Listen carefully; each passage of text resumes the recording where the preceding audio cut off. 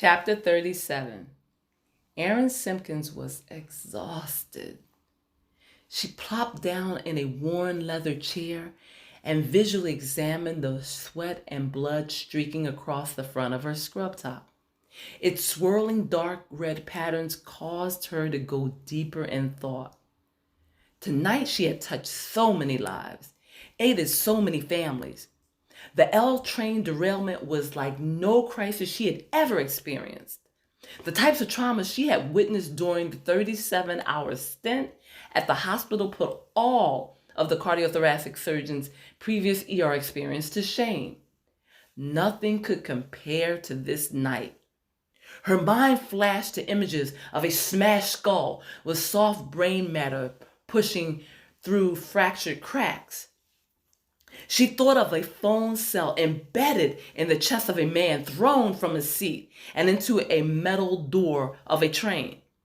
She relived the visual horror of a woman propelled from the train's platform and catapulted into a barbed wire fence. The twisted, gnarling metallic strands were so entangled in her face and limbs that it took multiple surgeons to extract the razor-sharp metal from her body. The woman was definitely going to need the attention of their new plastic surgeon, Cobra Dillon. Those were only a few of the critically wounded victims fighting for their lives. It did not include the fatalities, the children playing on adjacent streets near the elevated train before it jumped the tracks.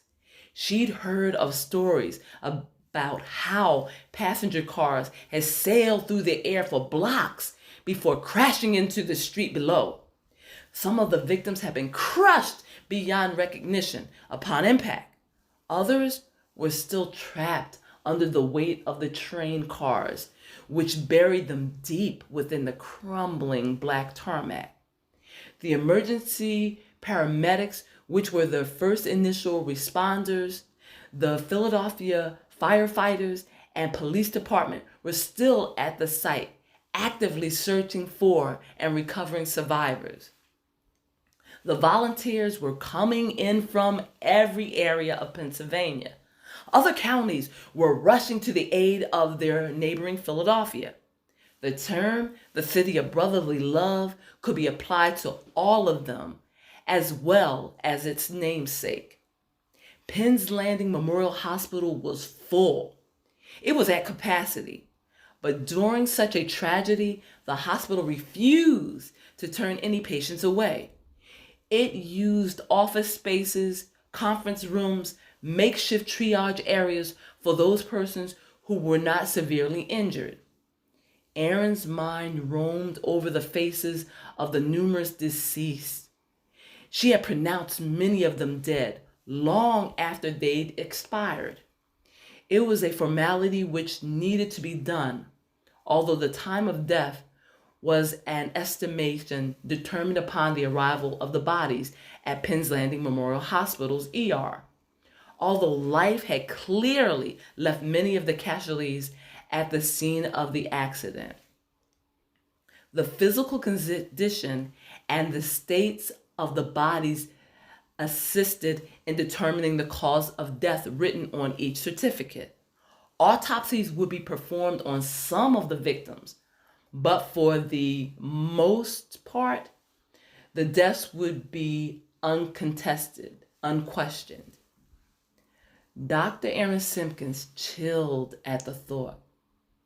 She put in long hours, but hadn't worked the shifts consecutively. That would have been against hospital policy. However, she had been on her feet performing surgeries and assisting wherever she could during the hours she was permitted to work. She slept 5-hour intervals between shifts, and then she was at it again. She was definitely sleep deprived. That could be her only excuse for lounging in the chair in the break room when she so desperately needed a shower. What other reason did she have for ignoring the stains on the pale blue uniform top or tuning out the sounds all around her? Erin grabbed the edges of her shirt, pulled it carefully over her head while avoiding any contact with the soiled material, and tossed it aimlessly across the room. She didn't care where it landed. She leaned slowly back in the chair, wearing only a bra and scrub pants. She pulled a nearby blanket from another chair and wrapped it around her. She needed to rest. She wasn't scheduled to leave the hospital until the next group of surgeons arrived. Erin Simpkins felt her head lean into the side of the chair as she closed her eyes. She was too tired to fight the sleep. She longed for it. She didn't want to think anymore.